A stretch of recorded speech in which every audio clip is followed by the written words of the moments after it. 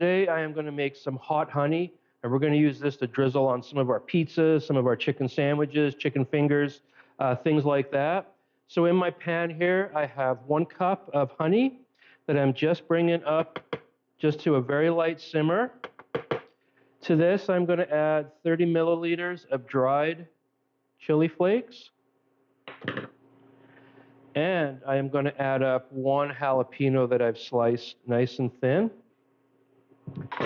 Now what I want to do with this is I'm just going to bring it back up to just below the simmering point.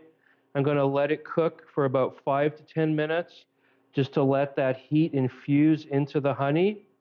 I will turn off the heat, let it cool for about 5-10 minutes, put it through a strainer into one of our deli tubs, and I will store this in the fridge, and then we'll be able to use it, again, like I say, for pizzas, some of our chicken sandwiches, that kind of thing. If you want a little bit spicier, you could add more chili flakes. I'm just going to turn the heat down here now. You can see we're getting that simmer in. I just want it nice and low here. I'm not trying to reduce anything. You know, think of it as kind of like making a cup of tea. You're just infusing, you know, like you would with the tea bag. That's what we're doing here. Look at that. If you want something a little bit spicier, you know, you could chop up some serranos in there. You could add a little bit more dried chili flakes. If you want a little bit of balance to the acidity, at the end of this, you could add like a tablespoon of apple cider vinegar. If you just find that it's too sweet, that could kind of balance it out a little bit. I won't do that simply because I don't know what I'm going to be serving it with. What I'm serving it with might have already like an acidic element that balances out, so I would rather just add that as I go. But there you go. Let this go for another 5 minutes or so, turn off the heat, strain it, and we have ourselves some great hot honey for cooking with. Okay, so our hot honey now is being sit in. I did the 5 to 10 minutes at the very low temperature. It's very important we go at a low temperature. I'm not trying to burn or brown or caramelize any of the spices in there.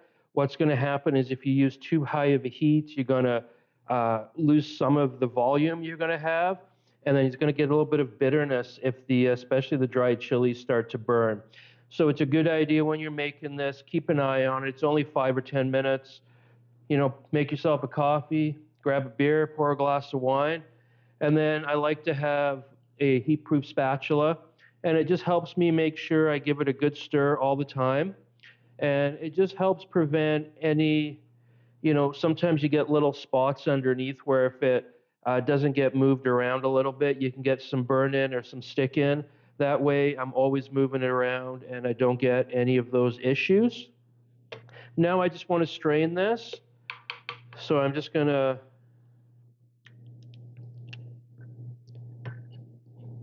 pour this right into my strainer.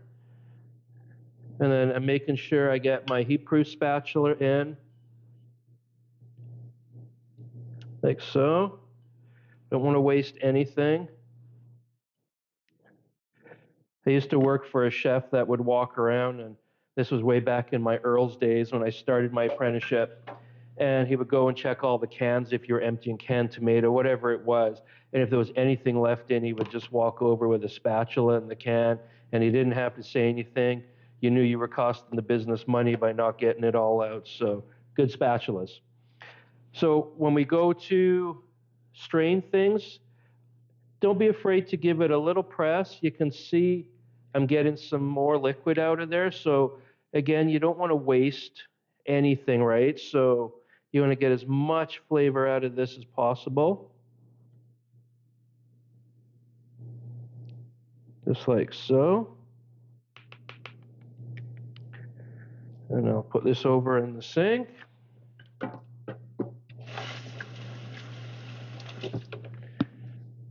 And then we have this beautiful, I can already tell you it's very spicy because when it was cooling down, I had to give it a try. And I'm really looking forward to tomorrow. My son's coming over. We're doing some website work, and we are going to be doing like a buttermilk fried chicken sandwich that we're going to put some of this on. I bought some peppers from the market we're going to play around with as well. So I'm really excited about using this, but I know it is spicy. And I'm just going to put it in here. Going to get my spatula, clean it off, and get all that out in here. And then once it's fully clean, I will put this in the fridge. I'm putting it in the fridge because I had fresh jalapenos in here. And anytime I'm doing anything with something fresh, even though I've strained them out, I just feel better keeping it in there. The big thing is you just want to take it out a little bit before you're going to use it because it will go fairly thick in there. If you do forget about it in the fridge and you need it right away, just pop it in the microwave and maybe do like 10-second bursts, 10 seconds, take the lid off, give it a stir, another 10 seconds so you get it to the right consistency. If you did happen by accident to have the heat a little too high and you lost some of the volume and it was super thick, you could add just a touch of boiling water to it just to get the right consistency back. And you'll find that after you cool it down, if it is like way too thick, that's one way you can kind of deal with it. But otherwise, I'm looking forward to using this in some recipes, and I hope you guys give this a try and have some fun with the different peppers that are out there this time of year. And maybe hit us up on the Facebook page. Let me know how you use it.